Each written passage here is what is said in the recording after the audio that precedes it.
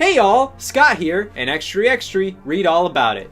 E3 2017 looms. Turns out the newspaper industry was struggling so hard they let virginity reign supreme, and now we're getting front page headlines like this now.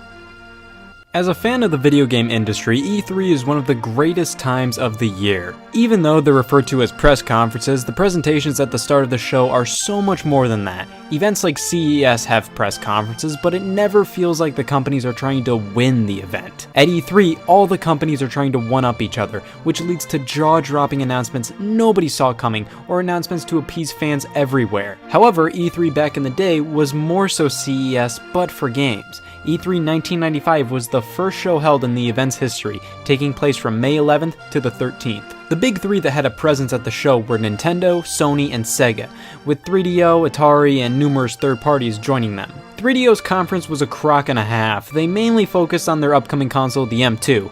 It was cancelled in 1997, but check these swift graphics it could pump out.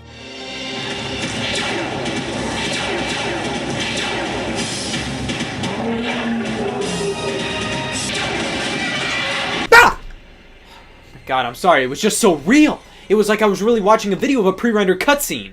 One of the most annoying things about this conference to me was the fact that they showed off these graphical demos and then at the end, showed them again! You see, these demos were all a part of one video, they transitioned into each other, but the presentation shows the demos edited without the transitions out of context, and then they're all like, and now check this out, and it's the same demos we saw beforehand, just uncut.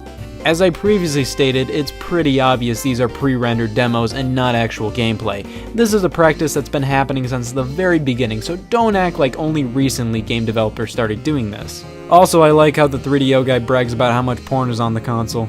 I've been thinking of a brand new rating system based on how many knee slaps I give something, so we might as well try it out. Out of 5 knee slaps, I give 3DO's conference a... Nintendo had to delay the Nintendo 64, then name the Nintendo Ultra 64, by a year, so in place of their big new console, they talked about piracy.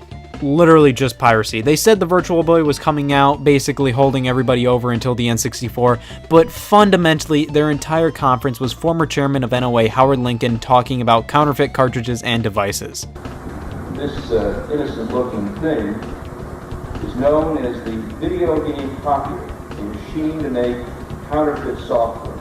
That was it. So Nintendo showed off a few SNES games like Killer Instinct, Donkey Kong Country 2, and Earthbound, while also showing off the Virtual Boy, so they had some good games to show off, but it was definitely lacking.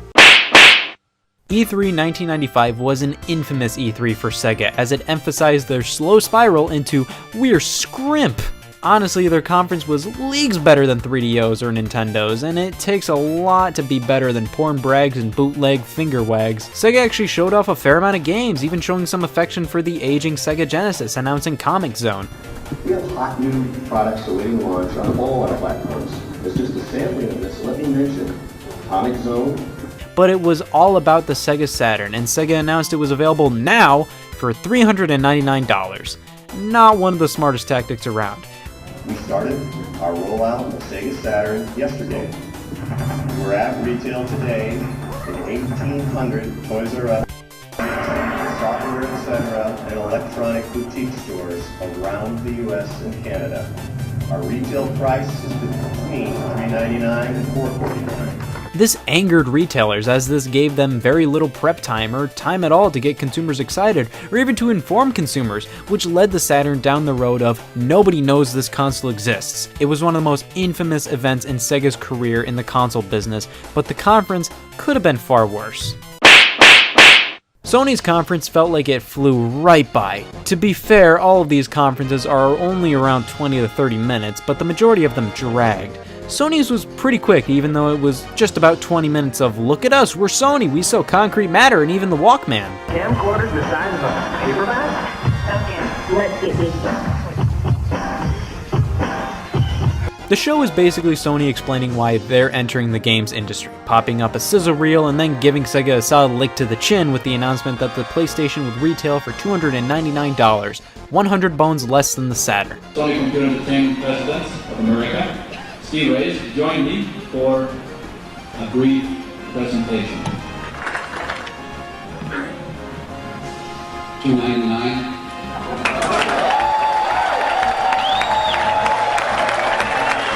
Yikes, this was back when game companies were feisty with each other and didn't mind getting aggressive. Nowadays, they have respect for each other in chunk. I mean, that's nice, but you kinda want a $2.99 moment every now and then, you know? Atari didn't have a huge presence at the show, as everybody had already basically written them off. However, they did show off the Atari Jaguar VR, which never came to market. E3 was obviously less about the fans back in the day and felt more like an investors meeting. Of course, the press conferences weren't streamed or broadcast anywhere for fans to watch, so the shows were obviously going to be a bit on the dry side. To put it lightly, I think it's pretty neato to see where E3 all started, and I have no doubt in the future we'll be taking a look at E3s to follow. And I hope you all look forward to my live reactions to E3 2017 being uploaded right as we speak, as I'm reusing my old live reactions from E3 2014. What? Classic me being me, that's me for ya, the lovable Shill Scott!